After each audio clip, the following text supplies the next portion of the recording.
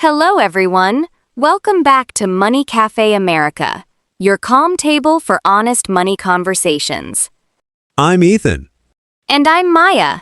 Today we are unpacking the hidden cost of looking successful. I actually wore my absolute best blazer just for this conversation today. It looks fantastic on you, but I know that kind of wardrobe upgrade is never cheap. Not at all. That is exactly the trap we fall into. The expectations at work can quietly shift around you. You get a new leadership title, and suddenly you feel this intense pressure to upgrade everything. Right. It starts with buying one nice silk blouse or a delicate necklace for the office. Then you need the modern high-quality networking headshots. Those executive portraits cost real money. They really do. You feel forced to present this flawless executive aesthetic everywhere online. That pressure is incredibly real. You are not bad with money if keeping up feels expensive.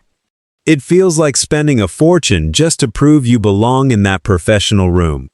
Many professionals silently carry that exact same financial stress. It really sneaks up on you. One day, you are buying gold hoop earrings for a meeting. And the next day, you are stressed about the credit card bill behind that elegant look. Maintaining that polished image is exhausting. We are going to slow that down today. I really need that. We will walk through a simple decision model to separate real career investments from pure visual pressure. That would help so much. I want to look the part without draining my savings. By the end of this episode, you will have a practical way to filter those aesthetic choices. I am definitely ready for that relief. Let us get into it. That pressure to buy the nice blazer or the expensive headshots comes from a very real place. It really does. You feel like if you do not look the part, people will not respect you. You put the silk blouse on a credit card just to feel safe in that room. Exactly. You just want to blend in. But buying the aesthetic of success usually delays actual financial success. That is the trap, right? I tell myself I am investing in my career. It is an easy story to believe. I have definitely used that phrase to justify expensive shoes. Let's use a simple mental model to test those purchases. Think of your work expenses as either a costume or equipment. Oh, okay, I think I see where this is going. A costume is just about how you look to the audience. Like the expensive watch, the luxury bag, or the perfect blazer. Right. It makes you look like you already won the game. While equipment is what actually helps you do the work? Exactly. Equipment is a faster laptop, or taking a class to learn a new software. Or a reliable car to get to work, or a desk chair so your back stops hurting. You need the equipment to grow, but we often spend all our money on the costume instead. Wait, I just realized I spent way more on my costume last year than my equipment. The plain money rule here is to fund your equipment first, then put a hard limit on the costume. That actually stings a little, but it makes so much sense.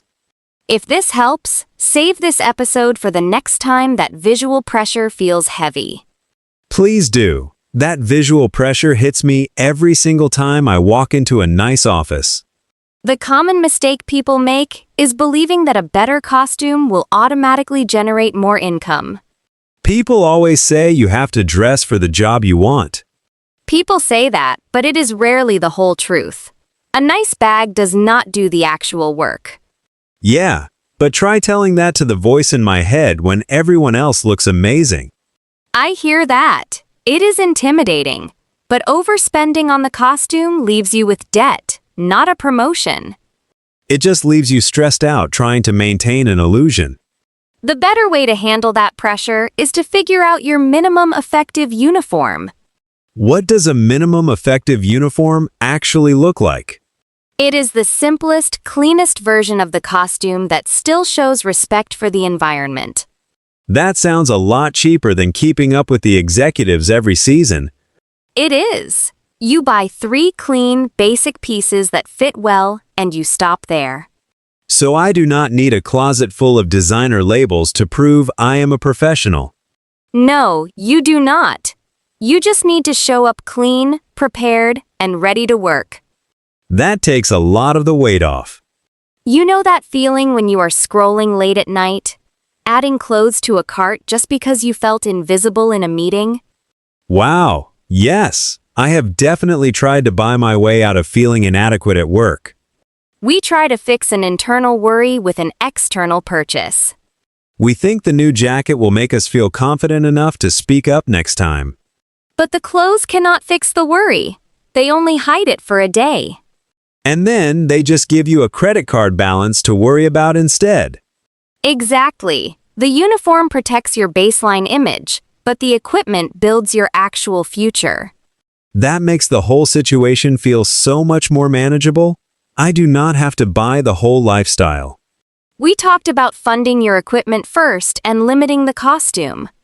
Right. But putting a hard limit on the costume is easier said than done. It really is. The pressure to look the part does not just disappear.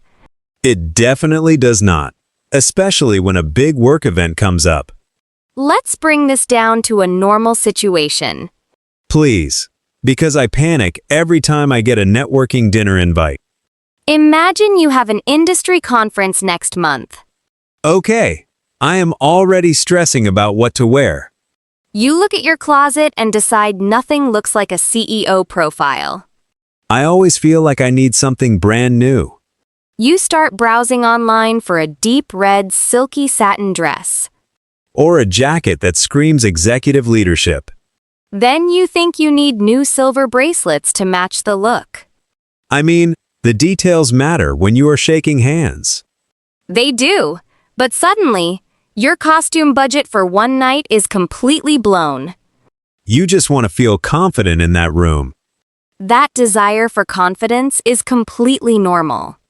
But the credit card bill the next morning is not a good feeling. No, it is not. The mistake here is treating every event like a runway. So how do I go to the dinner without feeling underdressed? You lean heavily on your minimum effective uniform. Okay, so I wear the basic black blazer I already own. Exactly. You wear the high-quality base you already have. But won't people notice I am wearing the same jacket again? People pay less attention to your outfit than you think. That is hard to believe when everyone else looks so polished. I hear that. It takes practice to trust your basic uniform. It feels risky, like I am not taking my career seriously enough. But draining your savings is the real risk to your future. That is a hard truth. The practical step is to change one small detail, not the outfit. Okay, like wearing a different tie or adding a delicate necklace. Exactly. You refresh the look without buying a whole new costume. That sounds a lot cheaper. It is. The limitation is that targeted ads will still tempt you. Oh, they definitely will. The internet knows when I have a conference. But you can ignore the ads when you trust your uniform. That gives me a little more breathing room. That pressure also shows up when you present yourself online. Oh, you mean updating the professional network profile? Yes, that is a huge source of visual pressure right now. Everyone has those ultra-realistic business portraits. The LinkedIn CEO style is everywhere. It really is. You feel like you need a photo shoot just to apply. And people spend a fortune trying to create that exact executive image. I have definitely looked up prices for those professional portrait sessions. It is not just the photographer. It is the whole production. Right, you think you need to rent a modern office interior for the background. Then you book a salon for a professional blowout to get a natural wavy hairstyle. And maybe a fresh manicure with black nail polish to look perfectly styled. You end up spending hundreds of dollars on a single photo. But do you not need that to look competitive? You need a clean photo, not a luxury movie set. That is a really good way to put it. The instinct is to buy the aesthetic of the job you want. So you spend the money before you even get the promotion. Exactly. The mistake is over-investing in the visual production of success. Wait, are you saying I should not get a good headshot? Not at all. A clear photo is part of your professional equipment. Okay, good, because I really do need to update mine soon. But separate the equipment from the expensive costume. How do you actually do that for a headshot? The practical step is to simplify the background and the styling. So skip renting the modern office interior? Yes, use a simple clean wall with good natural lighting. And do my own hair and nails instead of booking the salon. Exactly. The focus is your face, not a manufactured lifestyle. That takes so much pressure off the whole process. It really does. But there is a catch here. I knew it. What is the catch? It is intimidating to post a simple photo when others look produced. Yeah, you worry you might look less successful than the competition. But true professionals care about your actual work history, not the background of your photo. That makes sense. The work should speak louder than the blazer. Always. A clear image of you is enough. I can definitely handle a simple wall and good lighting. It also hides in your daily routines at the office. Oh, you mean like buying lunch instead of bringing it? Yes, or the daily coffee runs with the leadership team. That is a tough one. You want to bond with your coworkers. Networking matters, but the daily cost drains your account. You get a new title, and suddenly a packed lunch feels unprofessional. Which is false, but the environment makes it feel true. I have bought a $12 sandwich just to belong. We all have. You are buying the daily performance of success. It is like an invisible subscription fee for my career. That is a perfect way to describe it. But how do you stop without looking like you are struggling? The mistake is assuming every invitation requires a purchase. If they invite me, do I not have to buy coffee? You can just go for the walk and get water. That feels a little awkward, honestly. It feels awkward the first time, but people are mostly there to chat. So the connection is the equipment, but the expensive latte is the costume? You nailed it. You keep the connection and drop the unnecessary cost. Okay, but what about the lunches? I cannot just sit there with nothing. The practical step is to pick one specific networking lunch a week. So I budget for one and bring my own food the rest of the time? Exactly. You stay visible without bleeding cash every single day. That sounds like a really healthy boundary. It is. The limitation is that your coworkers might ask why you stopped coming every day. What do I even say to that without sounding broke? You just say you have a financial goal you are focused on right now. Oh, that actually sounds incredibly professional. People respect clear priorities much more than a forced aesthetic. I never thought about it like that. Taking control of your spending is the most executive thing you can do. That completely flips the script in my head. Here is a concrete mini action you can try within 24 hours. I am ready for it.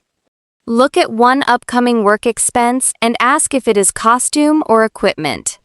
Okay, so if it is a new laptop battery, that is equipment.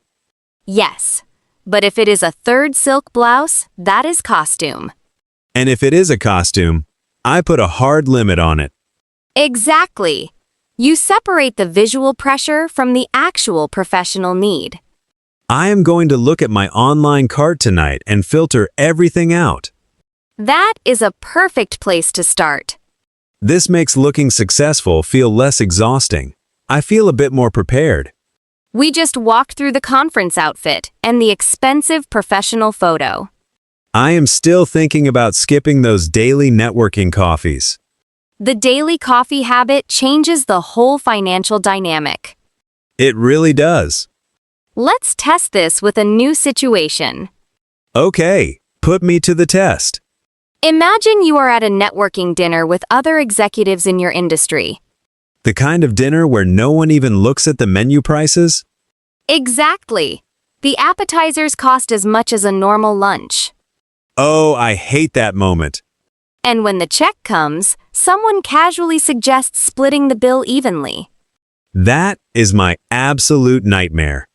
How do you handle it if you only ordered a small salad?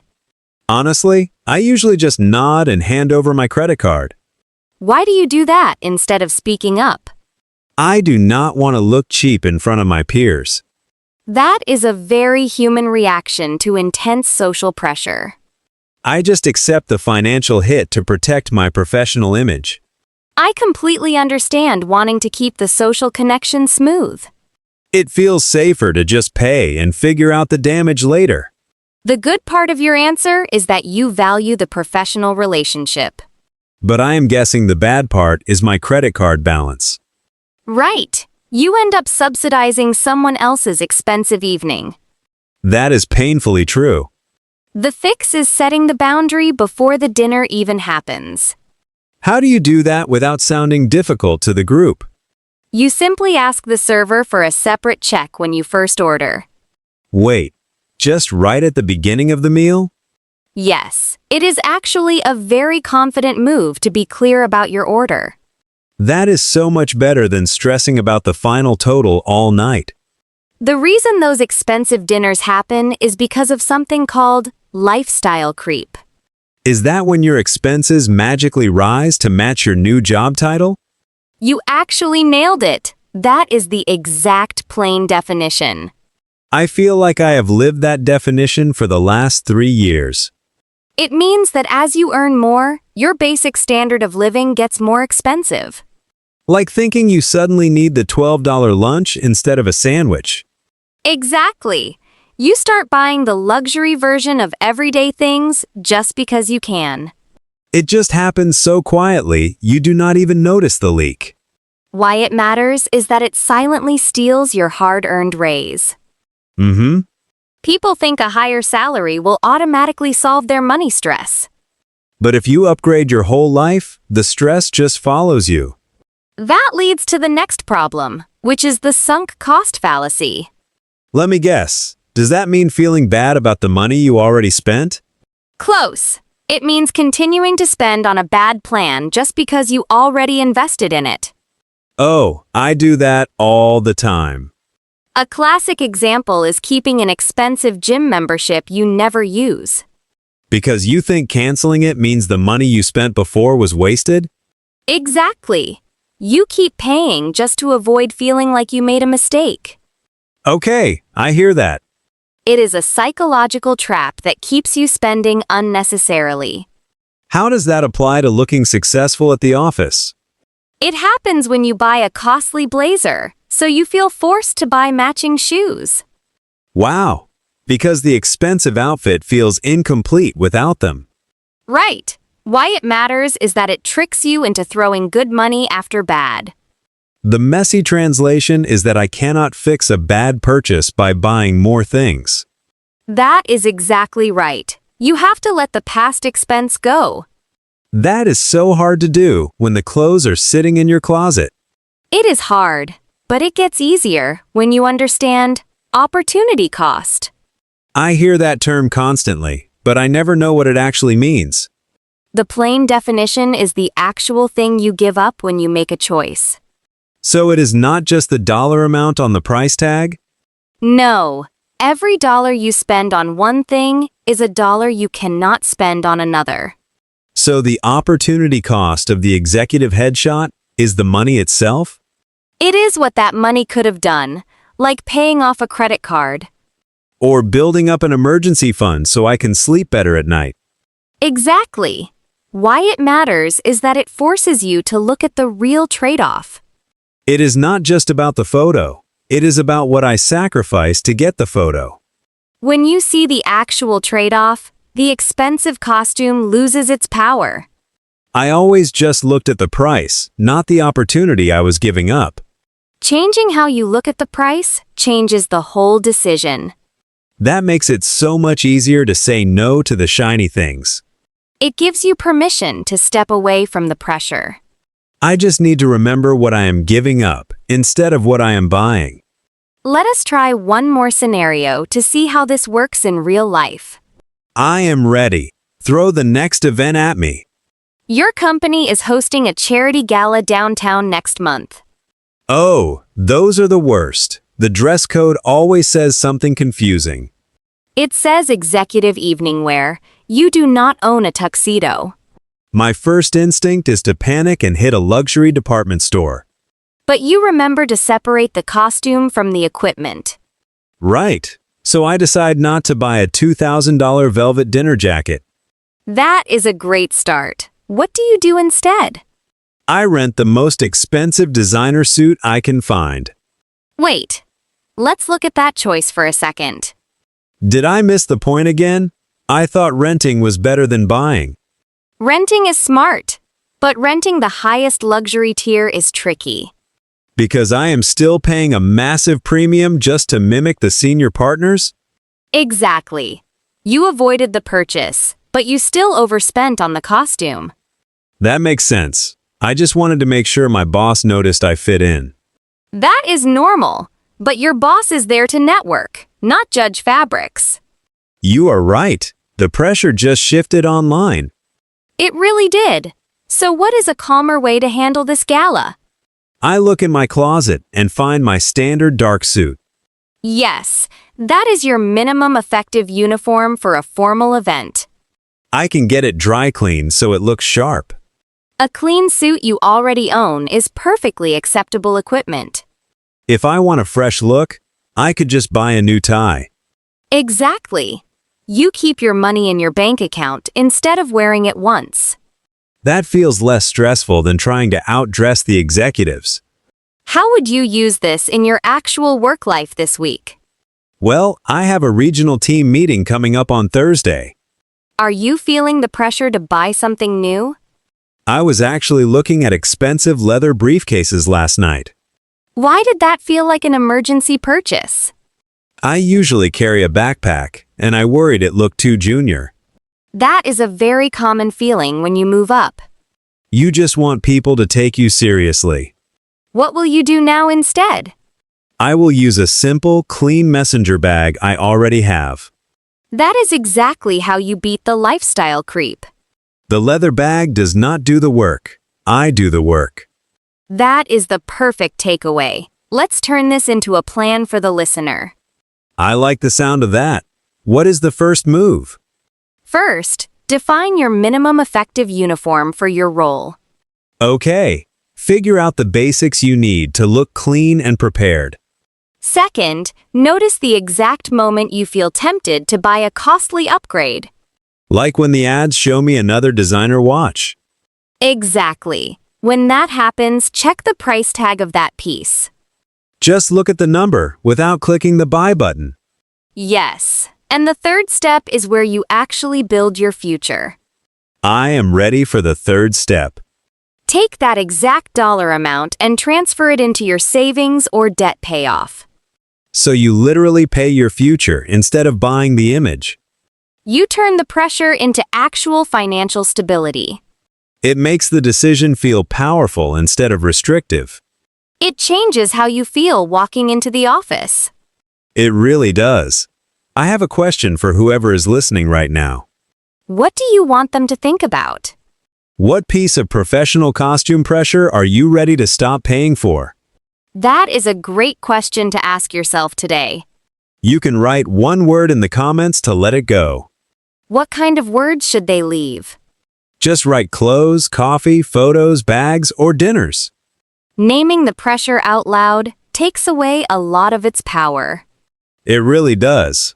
I feel completely fine walking into that team meeting on Thursday now. Keep that one-word comment in mind if you want to answer. Naming the pressure makes it so much easier to handle on a normal day. It absolutely does. The expectations at work are loud, but you can ignore them. Remember that looking the part should never cost you your actual future. Your minimum effective uniform is more than enough to get you in the room. And you can use the money you save to build your real life. Building true stability is always more impressive than just paying for the costume. That makes the next choice feel so much smaller. Thanks for sitting with us today at Money Café America. I am Maya, and take care. And I am Ethan. Bye, and take it one small step at a time.